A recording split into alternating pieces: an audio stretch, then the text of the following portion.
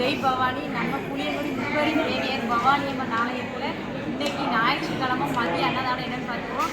சுட சுட சாப்பாடு பாருங்கள், அம்மா உதிரி வந்து வடித்து வச்சுருக்காங்க. சாதம் பாருங்கள், சாம்பார் பாருங்கள், சிறுபருப்பு துவரம் பருப்பு போட்டு எல்லா காய்கறியும் போட்டு சாம்பார் வச்சுருக்காங்க. வத்த குழம்பு வந்து அம்மா வந்து இதய நல்லெண்ணெய் ஊற்றி வத்த குழம்பு பாருங்கள் அருமையாக அழகாக வச்சுருக்காங்க. ரசம் வச்சுருக்காங்க பாருங்கள்,